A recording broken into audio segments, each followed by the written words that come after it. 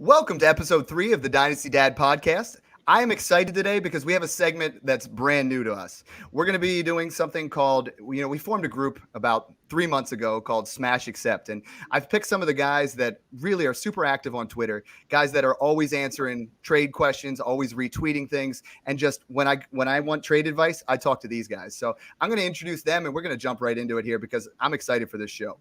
The first guy we have is the lead Dynasty writer at Fantrax, editor-in-chief at Dynasty Trade Calculator, the co-host of the Fantasy Football Podcast. This guy's welcome to the show, Mung, and you can find him at FFA_Mung. How you doing? Good. Good to be here. Just talking some Dynasty trades in quarantine. Thanks for having me on. I mean, like you said, we have our little Twitter group that we talk a lot of trades on. So I think it'll be some good back and forth. I know we'll agree a lot on some trades and maybe we'll disagree a lot on some others. Exactly. It's going to be a lot of fun. Next person we have, one of the most active Twitter handles out there. He's always retweeting things, trade offers, and giving his advice. Incredible positive influence and personality, and that's John. And you can find him at Dynasty_trades. How you doing tonight, John? Hey, doing great, and thanks so much for having me, Mike. These are some of my favorite people to interact with, like you said, and we're probably responding to hundreds, who knows, maybe over 1,000 trades on Twitter, and so we know it pretty well, and love, like you said, love being a part of this community, and so happy to help anyone out there with the trades. Love it. And then the last person we have on here is, he's a fiery Dynasty mind. He's never met a Dynasty trade he couldn't take on, and I met him first, obviously, in our Dynasty Refinery Listener League, and his draft mentality really kind of blew my mind. And that's CJ, and you can find him at IvidForYou. How you doing tonight?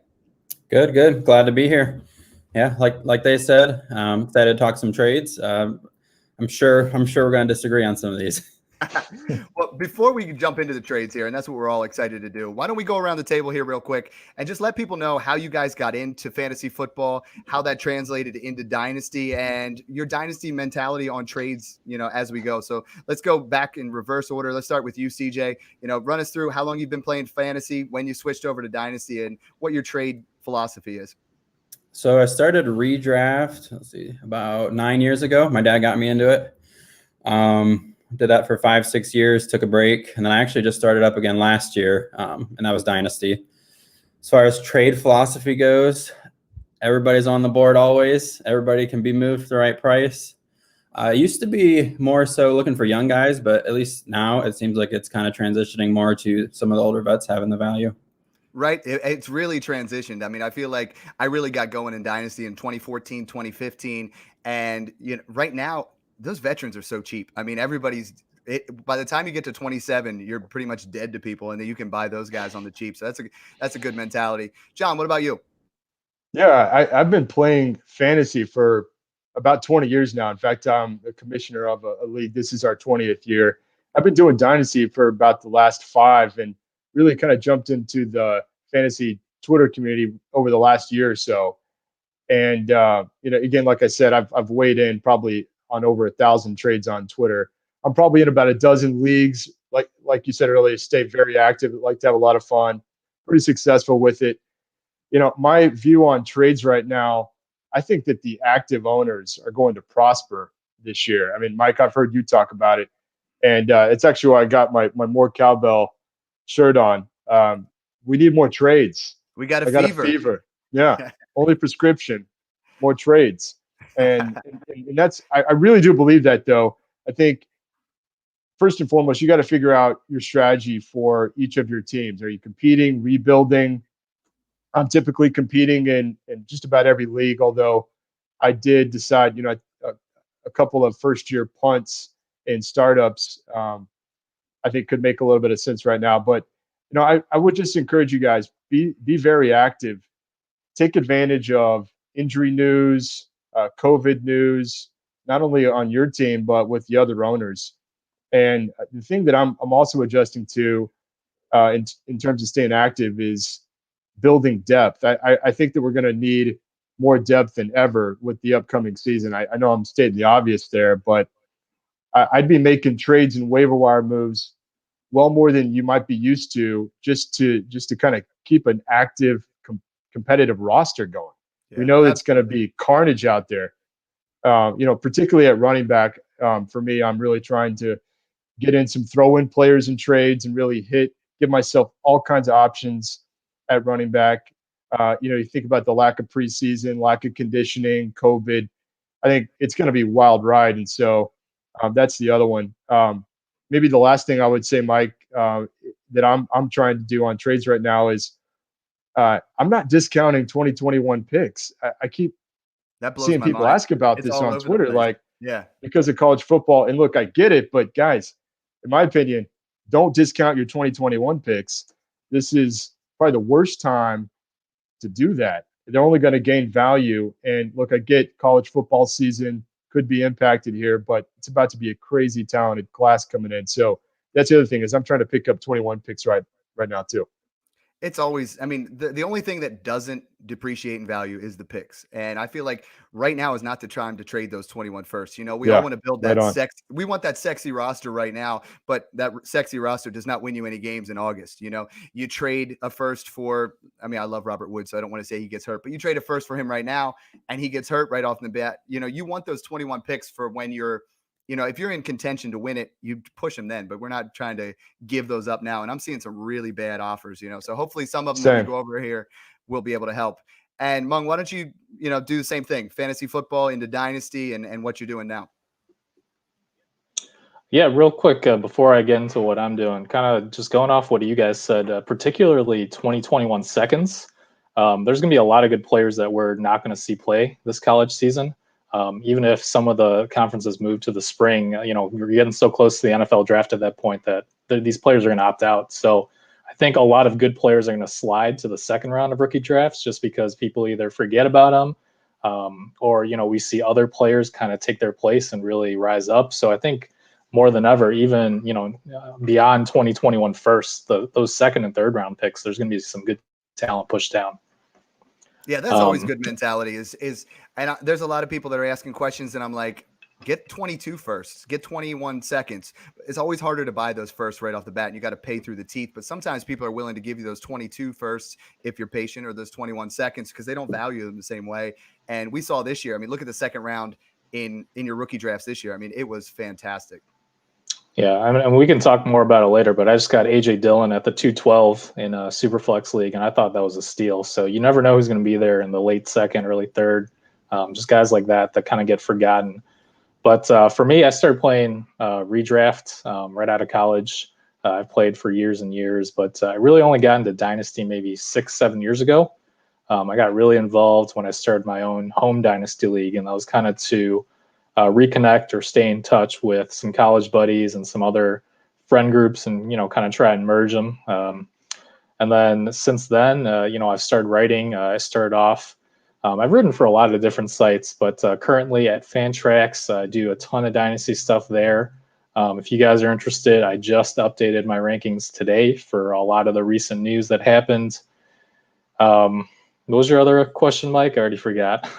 I think you nailed it. More like your Dynasty trade mentality, how you like to make trades. Right. I think, the only bad offer is the one that you don't make. I see a ton of trades go through that I'm like, you sold this guy for that? Like, you serious right now? And I'm like, man, why didn't I make him an offer? And that's not to say you should lowball or start with terrible offers either. Don't burn those bridges. But, like John said, especially this year, the owners that are super active are the ones that are going to probably do better. And then in general, I know it's not realistic to always be contending, but really that's my mindset is to try to win every year. And even in a couple leagues where I started a rebuild last year, I accidentally made some trades that actually put me in contention this year. But I think 2020 more than ever, even if you don't think you're in contention, play out this season. Take a shot because guys like Christian McCaffrey, Saquon Barkley, I know teams that have both of them, and it's like, how are you going to beat these stacked teams? But if one or both get COVID or put on IR in week 12, week 13, that's it. They're out of the fantasy playoffs. If you've got guys like Carlos Hyde, Latavius Murray, and they step up, you never know, particularly in 2020. If you make the playoffs, you don't know what's going to happen. That could change things a lot. When I just did my our last episode of Dynasty Dad was on rebuilding. And I always say that you want to be in that top 3 or that bottom 3, and you don't want to find yourself in the middle. But those 4, 5, 6 teams, you might have a shot this year because of COVID. You never know what stud running back is going to get it and have to sit out those 3 weeks. I mean, imagine Ezekiel Elliott gets it week 14, has to sit out week 14, 15, and 16. I mean, your teams are you're in a bad spot right there. But yeah, great introduction on all you guys. We put it out there on Twitter for you guys to give us our polls, and check things out. We had over 30 trades. We're going to try to get to 10 or 11 of them here, see what kind of time we have. But let's just jump right into them. You guys ready? Yeah. All right. We'll just do it. Basically, I'm going to bring them up, and then I'm going to let you guys, jump right in and let's assess the trades, and we don't all have to necessarily get in if we agree, but let's hit it right head on. First one we have is sent in by @Dynasty_King1. He has a 1 quarterback PPR league, and he has Joe Mixon or the 2021 101. Now, Joe Mixon and the 2021 101 or Saquon Barkley. Now, I asked him, I said, well, how do you know it's the 101? He said it's the worst team. We all know that type of scenario where you never know if the 101 really is the 101 because that guy makes some moves. What do you guys think of this trade?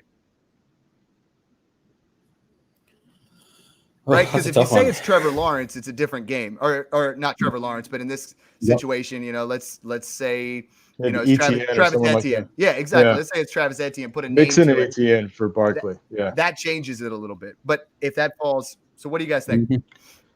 Well, here's what I'll say. I don't think that it's a lock to be the 101 because after you replied to him, he sent in, he posted that team's roster. Yeah.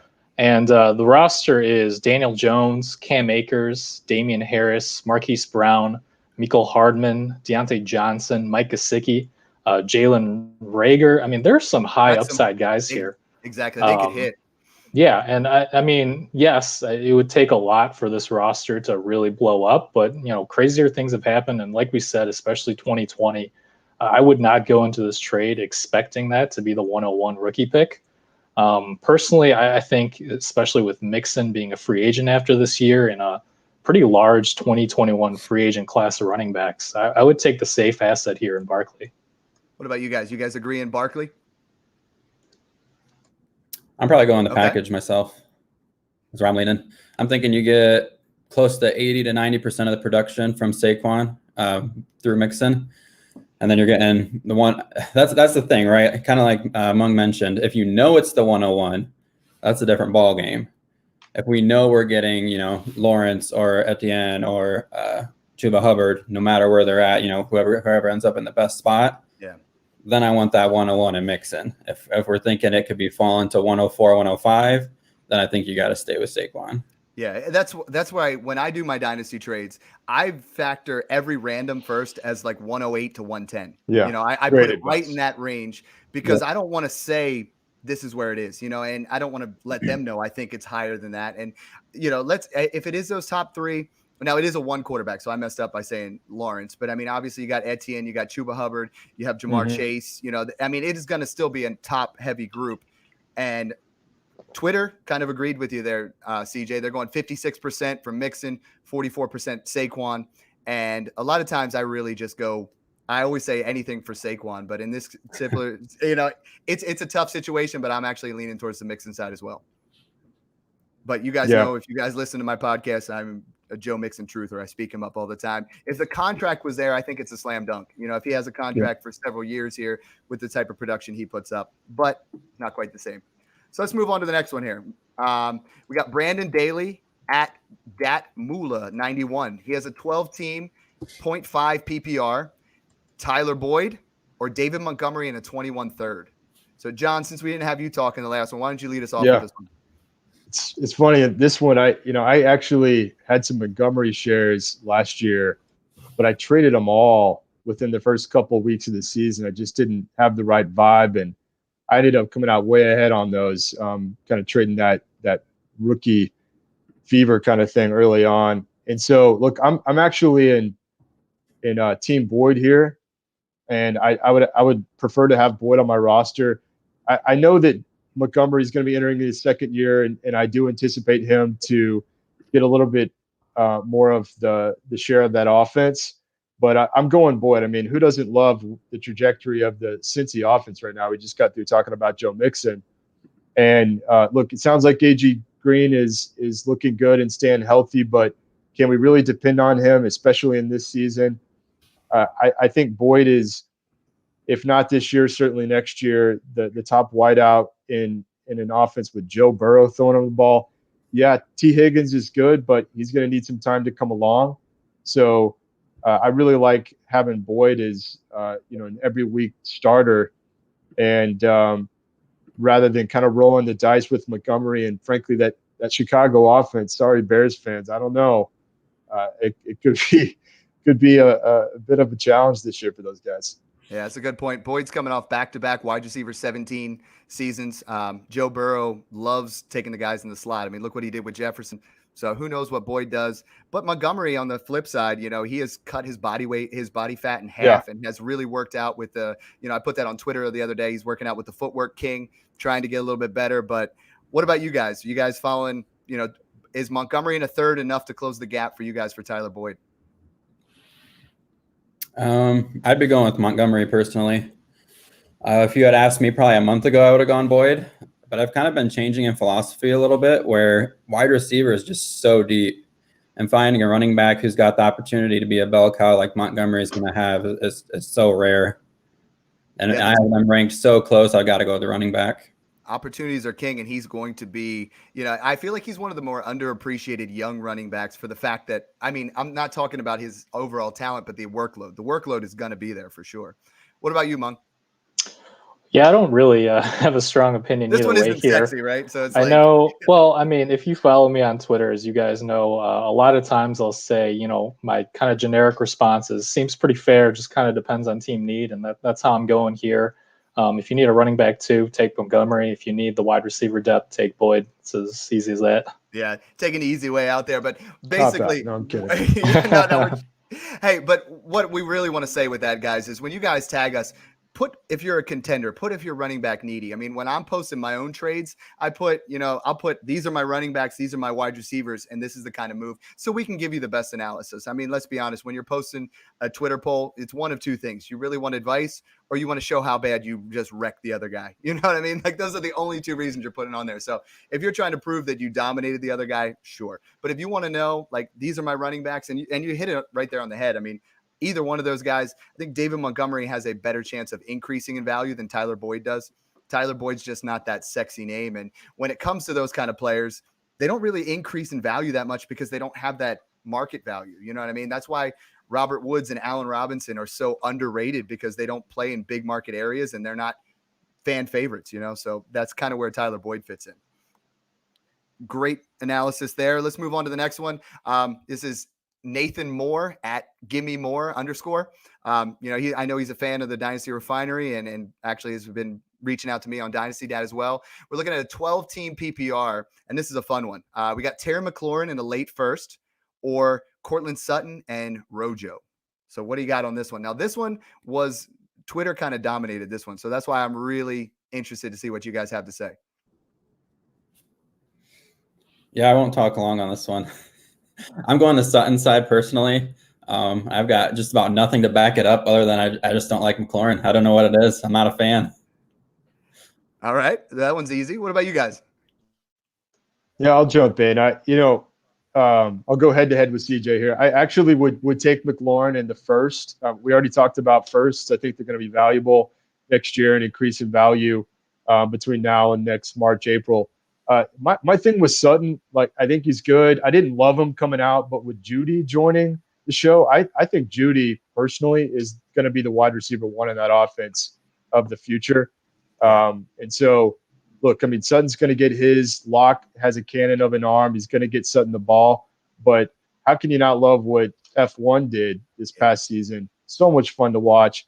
Sutton's numbers were great, but when Drew Lock came in, and if you guys know me, I love Drew Lock. Yeah. Not as much as Jared, from the Dynasty Refinery. I think he actually is getting a tattoo of Drew Lock. But when Lock took over, Sutton was not the go-to guy. I mean, Sutton's numbers kind of dipped a little bit, and That's why I think this poll is super interesting, because we're looking at McLaurin and Sutton, and one of them seems to be trending up because we tell ourselves a certain narrative, and the other one's trending down. Now, Mung, I know you're a big fan of Sutton. What do you think of this deal? Yeah, I am a big fan of Sutton. I actually wasn't last year because during the season I don't get to watch all the games. I don't get to watch all the film. But going back in the off season, Locke wasn't great for Sutton, but at the same time, he kind of jumped in mid-season. He's a rookie. I'm not gonna hold that against him. And some of the catches that Sutton made were just absolutely amazing. The fingertip touches, catches in the end zone, and some of the ones that he had to reach out for are just amazing. But at the same time, I'm a big McLaurin fan. In Dynasty, I have them ranked fairly similarly, both around in that mid-first range. Yeah. So for me, this actually comes down to Ronald Jones versus the late first. And for me, the value is too good there not to take the first. So I'm going to be on that McLaurin in the first side. Completely agree there, just because of that first. I'm in my rankings right now. I have Sutton 2 spots ahead of McLaurin, just because, they're very similar in age, because McLaurin is a little bit older. But the really thing that popped out to me was Twitter had it at 66% on the McLaurin side and 34% for Sutton. So that really sticks out to me. Ronald Jones has the ability to be an RB2. That first is a difference there, but I did not think that Sutton and McLaurin were that far off. We had a comment there from Alvin Bailey, close fan of the show here. He said, if it's close, he's going with the running back because of those touches, and that was back to David Montgomery, and that's kind of where we went with that. So he's not wrong. He is not. And that was great. I like how we're not completely agreeing on everything, and that's what I really love about Dynasty. That's what I love about Dynasty trades. I'm in 15 leagues and I made 127 trades last year. Not like I throw that number out there. I love making trades. I love that's what's passionate. My passion is conversating and having just dialogue with people in my leagues, getting to know them and making trades. And you don't want to just send trade. A lot of times those raw trade offers or those dry trade offers don't get it done. It's talking to your league mates and talking to people and see what happens, So that's, just a little bit of advice as we're going through here. The next one is from Matt Foley. He's at the Not Real Swami. That's an interesting one. Now, this trade I thought was very interesting. We got Michael Thomas in a 12-team Superflex, or this year's 104, 105, and then 2021 and 2022, he said 109. So it would have been the guy who placed, would have had the 109 this year. So it's not a lock that they're going to be 109, but let's call it 104, 105, and a 21 late and a 22 late first. He didn't put a rebuild, but I'm assuming it has to be. I'll jump in here on this one. Smash accept. Yeah, I'm taking all those picks. He's using the terminology. You're looking at 104, 105. Assuming Clyde Edwards-Helaire, Taylor, and Burrow are gone. So you're looking at Tua, Dobbins, Yeah, I'm taking Tua or Dobbins there.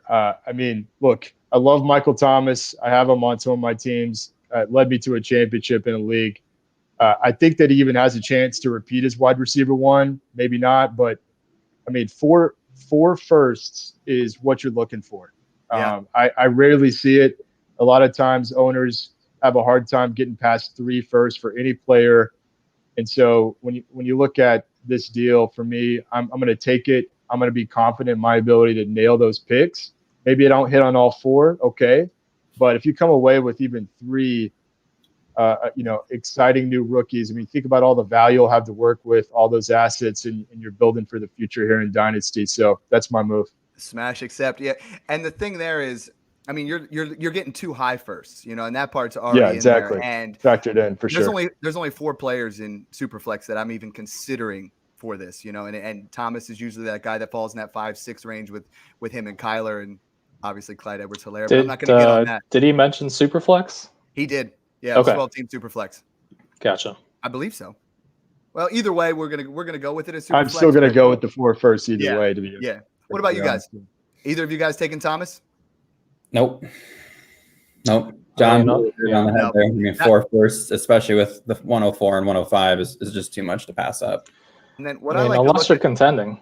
Yeah, even then, that's just that is tough. I feel like if you're a contending team and you have the 104, the 105, you start moving them for pieces. You know, you can, for the 104, 105, I mean, you should be able to, for those two picks, not even including the 21 and 22, I mean, you should be able to get, how I want to say Tyreek Hill. Yeah. I mean, like Those are nice assets. Those in this class, you might have to add a little bit, but given this much, that's a big ask. And the interesting thing to me was Twitter had it at 58 for the picks, 42 for Thomas. So not really that far off. I mean, I expected to see those 4 first and see this more as like a 70-30. So that part was, you know how everybody gets the rookie fever here.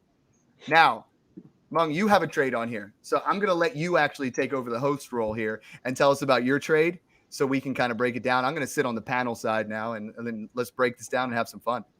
Okay, yeah. I mean, I'm interested to hear what you guys think, but I actually have some new information for you guys after we go over this trade because I made a follow-up trade afterwards. But we'll start with the initial deal.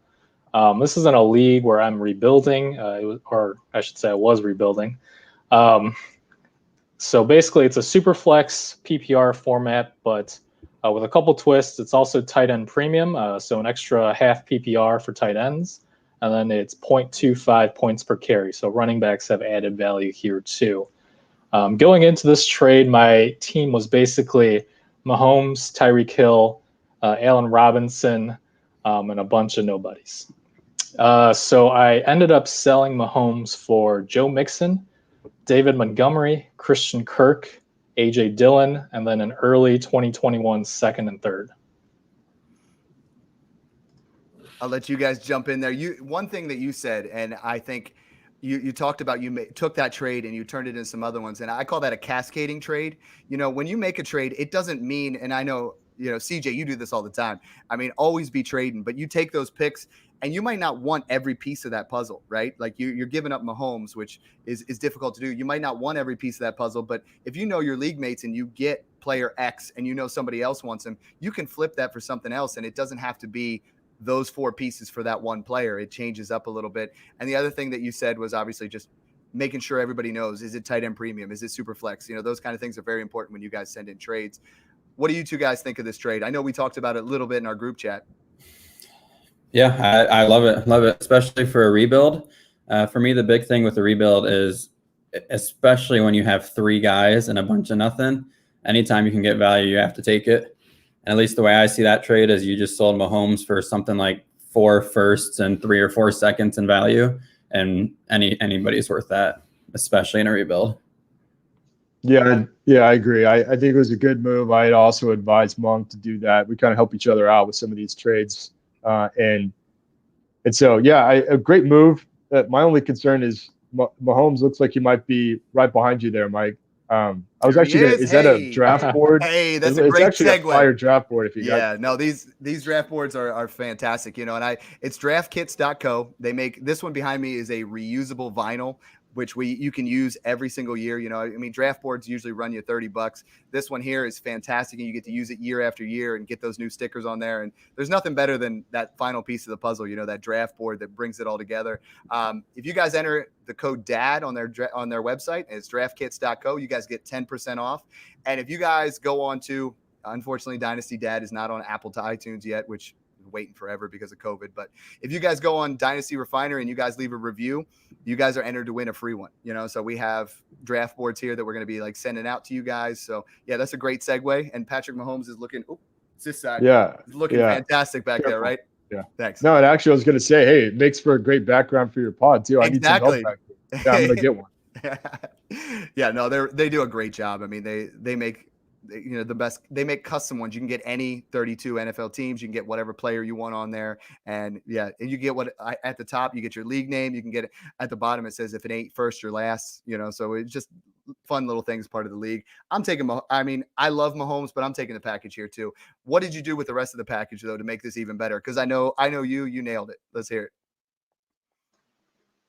Yeah, so I was planning on rebuilding, but this next trade kind of just fell in my lap. You know, we were in the middle of our rookie draft, and this guy was like, "Hey, are you looking to make a run?" And I said, "Not really, but what's your offer?" So I ended up flipping Mixon along with Russell Wilson and a late second for Ezekiel Elliott, Devontae Adams, Ryan Fitzpatrick, and Ian Thomas. And so that kind of goes back to what I was saying at the beginning of this podcast, where It's not always realistic to contend, but my mindset is to always go for the title. And this was kind of just, hey, why not? It's 2020, anything could happen. So my team with these two trades, my quarterbacks aren't great. I've got Ryan Tannehill and Ryan Fitzpatrick, but I'm looking to add somebody else. My running backs are Zeke, David Montgomery. I actually drafted Adrian Peterson in the 4th round of our rookie draft. And then I've got some young guys, Keyshawn Vaughn, A.J. Dillon, Boston Scott. Again, nothing amazing, but enough upside there, especially if Zeke continues a strong performance in 2020. And then my wide receivers, Tyreek Hill, Devontae Adams, Allen Robinson, Christian Kirk, McCole Hardman. Feel pretty good about them. And then tight ends, just a couple upside plays, but Blake Jarwin, Ian Thomas, just need one of those guys to kind of do okay every week. Well, the nice part there with Zeke is, if you aren't in contention, and you sound like you're kind of middle of the pack with your rebuild, but if you aren't in contention, you're going to get a haul for Zeke and you can start rebuilding more in that process, and really hammer home those wide receivers and move Zeke if you have to. Mm-hmm. Yep. Next question here. This is from another podcast that we, interact with regularly. It's Trust Your Board podcast, a 12-team PPR with a random 21 first and Philip Lindsay, or newly drafted, probably late first, Jalen Reagor. Super close on Twitter. This one was down to 2 votes. So this one was super close.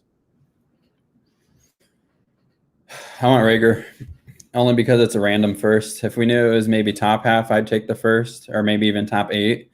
But with it being random, I think the chance of Reagor being more than a random first is very high come next year. Yeah, and when I look at these kind of trades, and I call them insulated trades, if I'm doing this deal, I want a first and an upside wide receiver I believe can break out, like Paris Campbell or something like that. I don't want a depth running back who's in a timeshare who's not going to, because we don't know what's going to happen. But Philip Lindsay's not long for this league. It's not somebody who's necessarily going to be contributing long term. What about you two guys?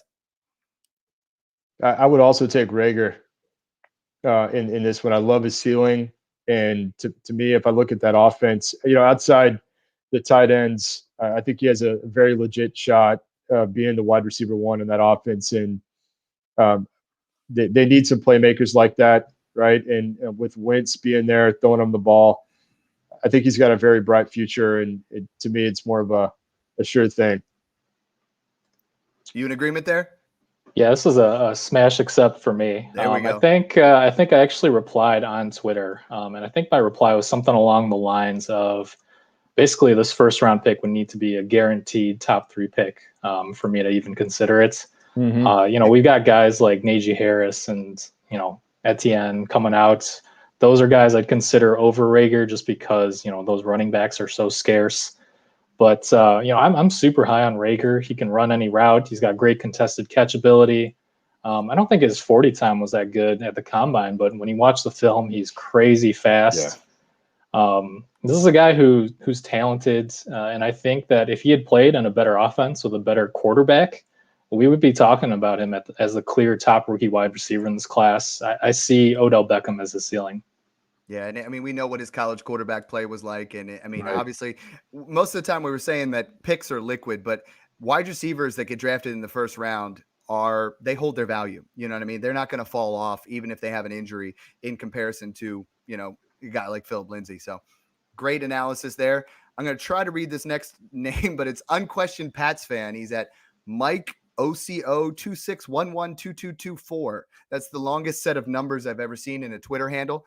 But there was no Twitter poll here, but he just wanted to know this one. He has DJ Moore or AJ Brown and Devontae Parker. Now, in that situation, he wanted you guys to know that his other wide receivers are Robert Woods, Jarvis Landry, Hollywood Brown, Anthony Miller, and Alan Lazard. So he's got a couple wide receivers in there. He's got Woods, who's a solid wide receiver 2. Landry falls into that wide receiver 2, wide receiver 3. Are you guys willing to move DJ Moore in order to get AJ Brown and Devontae Parker? And keep in mind, DJ Moore is my love child. Yeah, I mean, look, I'll jump in. I would hold on to DJ Moore. For me, this doesn't have a lot to do with Devontae Parker. It's really, how do you feel about DJ Moore versus AJ Brown? They've both done extremely well. I hesitate a little bit because we don't know exactly what the Carolina offense will look like going forward. But DJ Moore is the man, and his value right now as a fantasy asset is certainly higher. There's some AJ Brown fans out there, but just generally speaking, DJ Moore is a step above, and I'd much rather have the most valuable asset in this deal. And I personally think, I know Mike, you'll agree. I think DJ Moore is going to be fantastic and future top 5 receiver in the league. I'm not going to say he's there today, but for sure has a likelihood of getting there. Yeah, I actually have him in my dynasty rankings as wide receiver 6 right now, and I'm higher on him than Yeah, most he's right people. there. I have him up there, and I feel like the landscape of the wide receivers in the NFL, I mean, if he has another season like he just did, if he puts up 1,200 yards and maybe can up that touchdowns from 4 to 6, exactly, it's him and Michael Thomas and Tyreek Hill, and I feel like Hopkins and Adams are starting to get a little bit older. But what about you, CJ? Yeah, I'm in agreement. I'm keeping DJ Moore there. I've seen some people who have DJ Moore ahead of guys like Nuke even, and I mean, I can't do it yet. It's not there. Yeah, I'm not quite there. And Yeah. that's what I was talking about all offseason is what I'm doing. Again, insulated trades. Give me DJ Moore in a first for Nuke. Now it seems like it's more like DJ Moore in a second you can get for Nuke Hopkins if that's something you believe in. But that's how you win in Dynasty is you get that insulated trade, you get that player that you believe in, and then you get that extra pick to try to add into there. So right on. And I think this was pretty close. He did give DJ Moore, and I have no problem with that at all. It's just a matter of, trying to I think he felt like in that situation, I got to add Mung back in here. Hey, welcome back. He's back in the room. I had some connection issues. With that, I mean. Oh, no, you're fine. I thought he was really mad that I said DJ Moore. Right. He's like, I'm out. Yeah, he's an AJ Brown guy. I saw you. I got my FB9 shirt on, and AJ Brown did get me into that, top 24. But, I mean, the volume I don't think is going to be there quite the same, so. Now I feel like you guys have all switched seats now. It's a little bit more difficult. So I was starting to get used to it as a host. You just wanted to mess with me. So if one of you other guys wants to jump out and jump back in, really just totally bottle my mind here. So the next one is sent in by The Rock, not Dwayne Johnson, but Dirt_Goose. He's got a 12-team Superflex contender. So glad that he put the word contender in here because it really changes his trade. We're looking at Derrick Henry and Keenan Allen. Or Chris Godwin, which you guys know. I mean, if I love DJ Moore, my Chris Godwin love is just through the roof. And a mid-21 first. So he's saying that's in that 104 to 106 range. This one's super close on Twitter. And this one, I know which side I took and responded to him. But what do you guys have? Yeah, going back to what you were saying, this is why it's always good to have as much information as possible here. He mentioned that he is a contender. So I think the value is slightly Godwin's side here. I've got Godwin over Henry and then Allen equal to about a mid-first. But I mean, if you're super strong at wide receiver and you need that stud running back to put you over the top, then I could see overpaying a little bit for Derrick Henry and Keenan Allen here. I think this is the type of deal that if you make this and you don't win the title, you're kicking yourself in the butt, though. Because Chris Godwin's value is going nowhere. That's going to stay up there as a top 5 dynasty wide receiver where Henry's a guy that's tough to trade. I mean, if you go in the trade market now and try to trade Derrick Henry, you're not going to get the value. And Keenan Allen, because Tyrod Taylor's there, it's kind of fallen a little bit. So, but I get what you say. I wish he would have said if he really was running back needy, and that's kind of what I'm assuming in this trade. What do you guys have? Well, I was going to jump in too. While I think we're a little bit hard on Keenan Allen, I think that people talk like he's 35. I said 27, 28's the new 32. Right. No, he's I'm still 39. got some good years. They make me feel old. Yeah. He's a talented guy, but I'm not very high on the Chargers offense this coming year. I think, you probably hear this from other analysts too, but they could get pretty conservative, kind of running the ball, pounding the ball, Tyrod Taylor, right. I just don't think we're going to see the same kind of offense that we're used to with Keenan Allen, the same kind of targets. And he's going to get open. He's going to get his, but I'm not as high on him here. And for me, as much as I'd love to have Derrick Henry on a competitive team, I'm still going to go with Godwin and again, take that 21 first. I mean, Mike, I might be a bigger fan of Godwin than you. I don't know. That's tough. That's tough. You guys know about our Waffle House deal, Jared and I? I've heard about your Waffle House deal, yeah. I'm going to be honest. I do not want to sit in a Waffle House and eat. Yeah, no, I don't think you will. Get out of there, so maybe I'll come out to one of your cities and eat the Waffle House there, and you guys can kind of. All right, I mean, I know Mong here is a big fan of Brady and Godwin. I I think they could light it up, and I think you're think going to so, still too. do very well with Godwin on a competitive team. CJ, break the tie here for us. No, I'm going Godwin. Okay. So Yeah. well, for me, it comes down to the value and kind of how you mentioned before, the depreciating assets of Derrick Henry and Keenan Allen. I just think if you're really wanting to move Godwin in that first, there's different packages you can go for. You can move that first for maybe a guy like Gurley, and I think Gurley and Godwin could outscore Derrick Henry and Keenan Allen this year, and then you keep the young stud receiver. Right. And we don't know what kind of situation he's there, but yeah, I love Todd Gurley, especially they put out on that he's got a slight limp out there. I mean, Todd Gurley, if he plays, he's on a 1-year deal. I know you and I both have him in that 2-copy league, I think. And Todd Gurley is going to eat. They're not going to be worried about that knee situation because it's a 1-year deal and they're going to try to win with Matt Ryan and Julio. So I'm excited to see what he can do, working out there. And that's the type of move that I would be making, taking Chris Godwin, trying to trade for a first, because right now, your Melvin Gordon's, Todd Gurley's, Le'Veon Bell, even David Montgomery, all those guys you can be had for a late first. And if this one's projected mid, who knows what you could get for him. So great analysis on that one, guys. Got a couple more here. These are a little bit more, quick hitters because I promised we'd get there 45 minutes and maybe under an hour. But when you guys do trades, there's a lot of different mentalities, but we play to win the game, obviously. That one there, I think, is going to hurt you, though. If you take that deal and you don't win, you're going to kind of regret it. And I did that in the past where one of my worst dynasty trades, I traded DeAndre Hopkins. You guys remember the year DeAndre struggled? He had 2 really good years, and then he had that one down year. And I traded DeAndre Hopkins in a random first for Antonio Brown. That random first ended up being Joe Mixon. So that's kind of what kind of got me to start to do podcasts is I'm like, I don't want people making that kind of trade. I still wake up in the corner of the room in the fetal position, just crying about it. But listen to Dad, guys. Listen to Dad. That's right. Dad knows. All right. The next 3 we have are just simple player A or player B. We're looking at this one's from @FantasyFootBub. He has DJ Chark or Calvin Ridley. Now, it is Chark week. So I've been posting that all week. You guys know what my mentality is here. Do you guys want Calvin Ridley or DJ Chark, and why? So let's do all 3 of you on this one. This one's tight. So if I'm rebuilding, I think I want Chark just because he's a bit younger, and then you've got the upside as well. I think is higher. If I'm contending, I actually think I want Ridley because I think his value is higher right now, and then I would try to flip him for a more win now type of piece. That's what I would do. Yeah, Ridley's, I wrote an article at DHH about that, but 258 vacated targets. And sometimes, I feel like we're projected him pretty high to get most of those. How do you guys see the situation in Atlanta? Are you guys taking Ridley or are you taking Chark?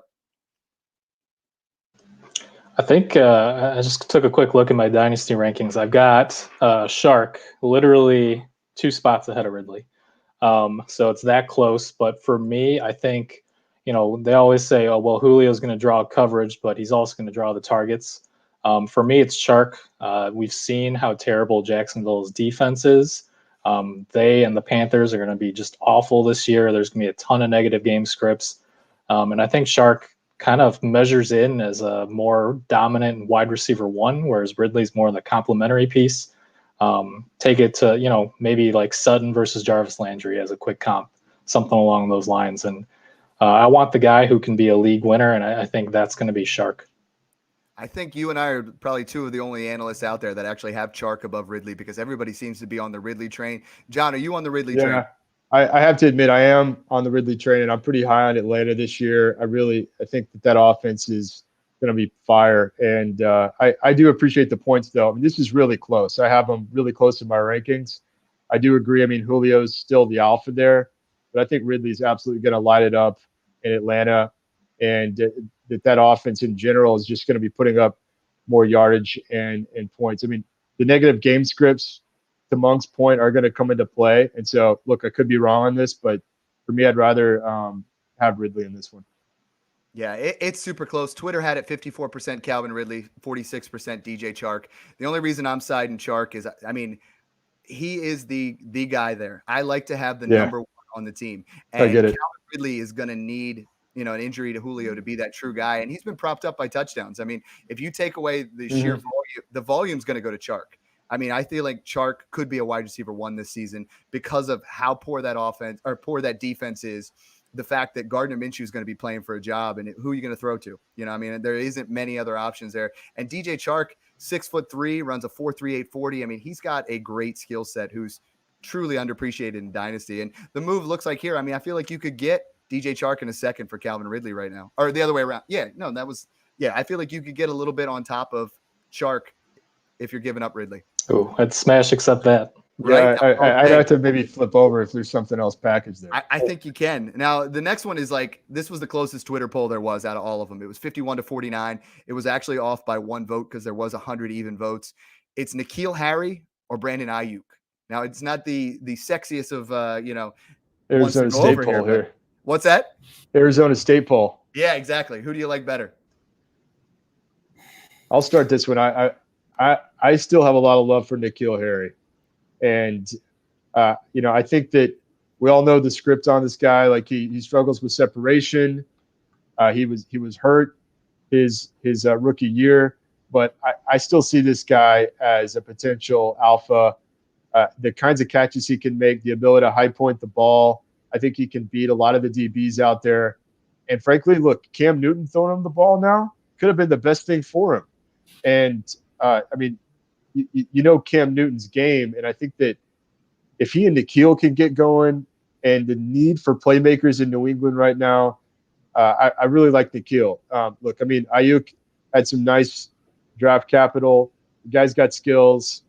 I don't mind his landing spot, but I still value the N'Keal Harry piece. And I think there's a lot of people out there that still value him. If he comes and shows something the first couple of games, his value is going to skyrocket, in my opinion. I'd rather have that asset. Talk about the ultimate rebuild piece here. You can buy N'Keal Harry for a mid to late second right now. Yeah, and this time last year, he was the 102. 102, right. 103, depending exactly. on what the format Can was. you? Is he going that late? Wow. I need to go buy some more shares. I've not seen that. I have gotten him for a second. I'm not gonna lie. And I mean, I've been on 5 podcasts. I've been super busy lately, and every single one of them have asked about N'Keal Harry, and I feel like I'm the only one that's seeing that Cam Newton in 2018 threw the most high or short, distance throws, like the most high risk throws, and I mean, as far tight windows, I should say, most tight window throws in the NFL, right. Because he had guys like Devin Funchess and he had guys like Kelvin Benjamin, guys that don't separate, and that's why Brady didn't want to throw Harry the ball last year. It's a tough system to bring in, and you're not going to throw tight window throws if you don't trust the guy. What do you guys think, Ayuk or Harry? I'm going Harry as well. But I think right now Ayuk's probably more valuable. You might be able to get Harry in a 2021 late second, early third, something like that for Ayuk right now. So that's the kind of deal I'd be looking for. Whole way around the room, we going Harry? Yeah, I mean, all right, I think like this close to the season, I start to shift to more of a redraft mentality. Yeah. And really, like John said, I could see Cam Newton forcing those throws like he did to Kelvin Benjamin. As long as they build that rapport, and I mean, he's only there for a year, but this time next year, I think Harry will recoup some of the value that he lost this past year. And then with Ayuk, I mean, we just saw George Kittle sign that 5-year, $75 million deal. He's the number one guy in the San Francisco offense. Even if Deebo Samuel misses a few games, Ayuk's just going to be a complementary piece, and I don't see him having that same upside. How crazy is it that Kelsey and Kittle both signed long-term extensions on the same time? Love it. What does that do Collusion. for you guys? I mean, I know we're talking trades here, but what does that do for you guys long-term? Travis Kelsey signed now through the next 6 years, and we've talked about the age difference there. Me personally, I think Travis Kelsey has a more explosive skill set and a better offense. But obviously there's that 6-year difference. How far off do you guys have them? I mean, obviously they're the 1 and the 2, but how do you guys, look at trades there? How do you guys look at those tight ends? Personally, I have a really hard time with Kelsey right now because we've never really seen a tight end who produces at a high level into his mid-30s. Yeah. And so, I mean, I think with Kelsey, you have a 2-3 year window. So I think if you're contending, you go with Kelsey because I'm assuming you could probably get Kelsey in 2021 late first for Kittle, somewhere around there. So I think if you're contending, you go Kelsey. Otherwise, you probably go Kittle. How about you guys? I personally do not own a single share of Kittle. And my mentality is I will trade to get Travis Kelsey. I will trade to get Zach Ertz. Kittle costs too much. When I'm doing startups right now, I'm taking the TJ Hawkinson at value, Irv Smith. I'm taking Noah Fant. I'm taking those kind of guys, Mike Gesicki, who have huge upside that you get 10 rounds later, 12 rounds later, because those guys develop a little bit later. What do you two guys think about, Kelsey versus Kittle? I know I'm putting you on the spot. No, I love this. In fact, I've been jumping in on some Twitter debates on this. I'm Team Kelsey. I absolutely love both players, though. These are truly some of my absolute favorite NFL players. So You much can't fun to hate either of watch. them. You gotta can't love them. lose. I took Kittle as my first pick in Scott Fishbowl.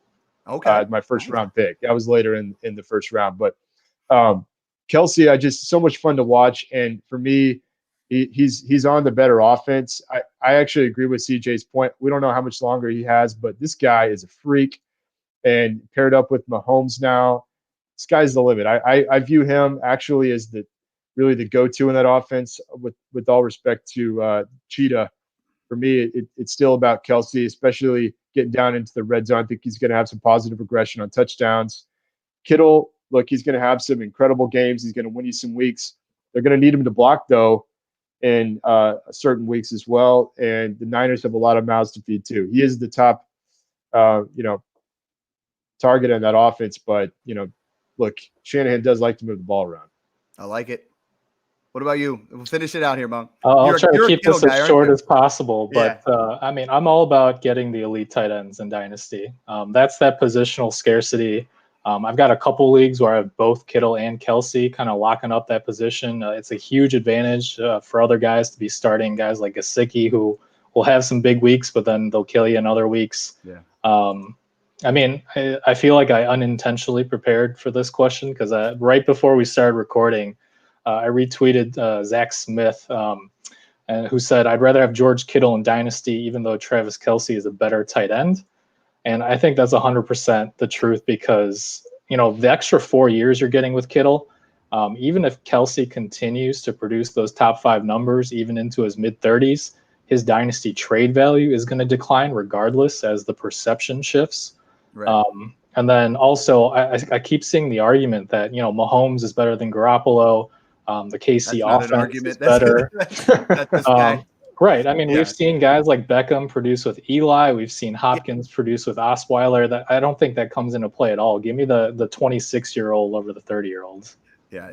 I think what my mentality on it all is I feel like I have a super high hit rate when it comes to tight ends. Last year I was telling everybody get Austin Hooper and get Mark Andrews. And I've talked about those insulated trades all the time, but I traded Evan Ingram for Mark Andrews in the 2020 first before he blew up, and it's like, those are the kind of moves that I like to make and try to really, get that extra value. Cause who's sometimes the writing's on the wall, like guys like Darren Waller, you saw that happen. And guys like Hayden Hurst this year just seem to be great values that you can kind of pick up later in drafts. But I get that positional advantage, and it's just not how I've played my games. And, it's great having different people on, different talking, different styles. And all 4 of us have similar type mentalities, but we all have different ways we go about it. So Mike, just a quick rebuttal here. There's also times when you trade Ingram for like a first and then Clive Walford or, someone like that, right? Vance McDonald. Well, I'm not advocating when I say it. Make sure you tag one of us in the trade so we can help you with it, and that way we can avoid you guys. Suck you out of those. Yeah, we don't want you to take, the next Trey Burton. We don't want that kind of deal. Last one, and we'll get you guys out of here. And this is from @SNB14207. So many numbers. We're looking at Cortland Sutton in a third or DK Metcalf, and this one is super close. We'll let Mung and I will go last here because I feel like we're going to battle this one out a little bit. But what about you guys? You taking DK or you taking Sutton? Right? It almost comes down to like, does that third mean anything for you when you're talking player for player? Not for me, at least not in this one, no. Oh, man. Gun to my head, I'd probably go Sutton.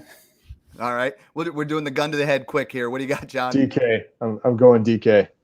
I'm going DK, but I'm going to let – I know our boy over here is definitely going Sutton, right? Yeah, you know it. It goes back to just, the offensive philosophy difference between Denver and Seattle. And just I think we saw a lot of really, really good plays from DK Metcalf, but he's still a limited guy. And I just see the ceiling is so much higher with Sutton. So the way I was looking at it is, I mean, we're looking rookie year where DK Metcalf took over, and I mean, I'm an Eagles fan. I got the jersey back here. He torched us, it goes 900 yards, 9 touchdowns. I mean, I feel like the sky's the limit for both of these guys. It's a preference. I'm DK Metcalf all the time. I love DK Metcalf this year. My man. All right. I want to make sure you follow all of these guys. So we'll go around the room, tell them again your name, where they can find your handle on Twitter, and anything else you guys might be working on. Alvin Bailey, by the way, totally agrees. He wants DK. The upside of Russell Wilson versus, Drew Lock. He's been hitting us up. Alvin, you're a great fan. We love it. I appreciate it. All right, guys, why don't you go around the room, just say, where people can find you and anything you guys are working on, or anything, in life that you guys are just kind of want to speak out on. Yeah, I'll get it going. Yeah. Hey, everyone. Thanks for listening. John, you can find me at Dynasty_trades. And for me, just here to help, just here to get involved with the community. We need more cowbell, more trades. Bring them, and we're here to help you guys. So bring them on in. I feel like we need to get some shirts made. I got some Dynasty Dad ideas. I'm feeling that. We get one of more trades with a little cowbell on it. That's hot. I'd wear that. Yep. Yeah, absolutely. Yep. CJ here at iVid for you. Don't really have a whole lot going on, but I mean, send me those trade offers. Always here, always willing to help. Love it. Yeah, and I'm at FFA_Mung, but it's MENG, so the spelling is misleading. Remember that. You can find all my work on Fantrax. I'm going to be starting up my redraft podcast this coming Monday. You can find us on iTunes, Spotify, all that stuff with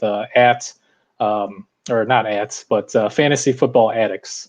So feel free to follow us, and we're always happy to reply. I know I try to hit up most of the trades that I get tagged in. I'm sure I miss a few here and there, but good talking to you guys. Yeah, these are 3 of the most active guys when it comes to Twitter trades. All 3 of them criminally underfollowed. So make sure you guys follow them.